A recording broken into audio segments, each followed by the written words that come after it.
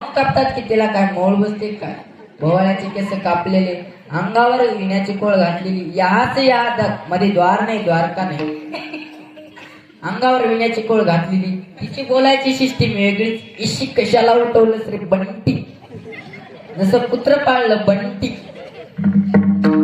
आणि आपल्या खेड्यातला नमुना तर नम्रीच. अगं सांगताच सोय नाही. नम्रीच आमच्या जवळ येणार, म्हणणार जे हरी महाराज येता का दुधाला, दुधाला. आम्ही त्याच्याकडे दुधाला जाणार, ते बायकोला हाक मारणार, ए उठ बाबा आले बाबा. ते ऐकतच नाही. ते तुम्हाला वचनात हाक मारते, ए उठकी बाबा आले बाबा. ते तुम्हाला ऐकतच नाही.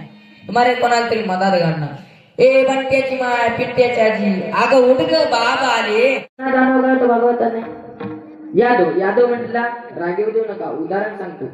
श्रीकृष्ण यादव शुद्ध आहे आणि लागू प्रसाद यादव अशुद्ध आहे. बी शुद्ध आहे पण फळ अशुद्ध आहे. दुसरा वर्ग असा आहे, भागवतातलाच प्रश्न आहे. हिरण्यकशिपुची बी आहे आणि प्रल्हाद फळ आहे. तर चांगल्या फळाची अपेक्षा असेल तर तुम्ही बी चांगलं लावा. नक्की 4 वर्ग सांगतो. पहिला वर्ग असा आहे की बी शुद्ध आहे, फळ अशुद्ध आहे. दुसरा वर्ग असा आहे की बी अशुद्ध आहे, फळ शुद्ध आहे. तिसरा वर्ग असा आहे बी ही अशुद्ध आहे, फळ ही अशुद्ध आहे. आणि चौथा वर्ग असा आहे बी ही शुद्ध आहे, फळ ही शुद्ध आहे.